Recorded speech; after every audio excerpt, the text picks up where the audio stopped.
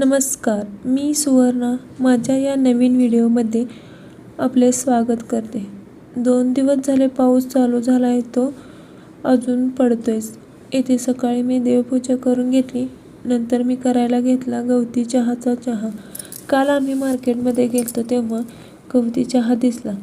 याच्या आधी आम्ही कधी गवती चहा पुण्यात पाहिला नव्हता. आज खूप दिवसांनी गवती चहाचा चहा पिला. हा असा मार्केटमध्ये पेंडी बांधून होता आणि आज नाश्त्याला बनवले होते शेवाळ्याचे उपीट आणि इथे सुवीरला त्याची नवीन बाटली स्वतः भरायची होती. सुवीरचं स्कूलसाठी आवरलं.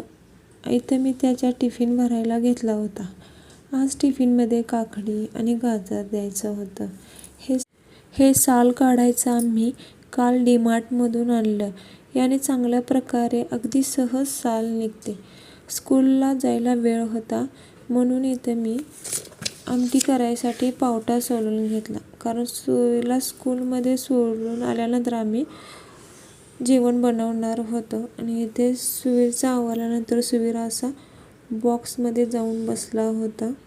या बॉक्समध्ये तर सुवीरची सगळी खेळणी मावतात आणि मी भरून ठेवलं की असा तो बॉक्स रिकाम करतो आणि त्यामध्ये जाऊन बसतो.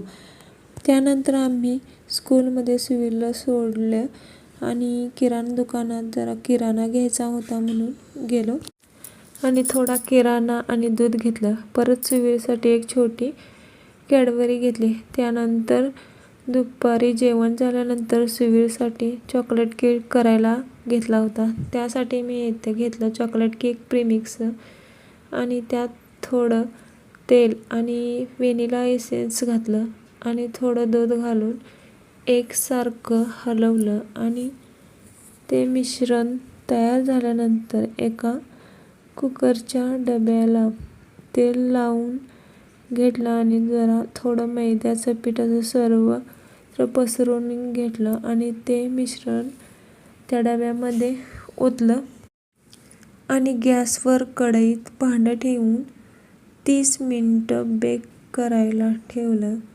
आणि बेक झाल्यावर मधून त्याला कापून त्यात व्हॅनिला एसेन्स घातलेलं साखरेचं पाणी सगळीकडे पसरून घेतलं आणि व्हिप क्रीम तयार करून घेतली आणि ती व्हिप क्रीम सगळीकडे पसरून लावली आणि दुसरी बाजू त्याच्यावर ठेवून थोड्या वेळासाठी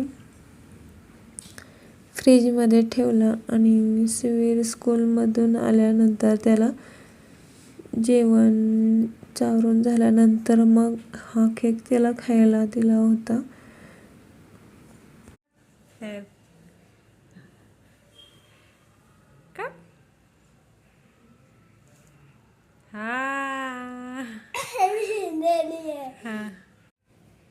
बघ ना कसं लागतंय सगळं ना.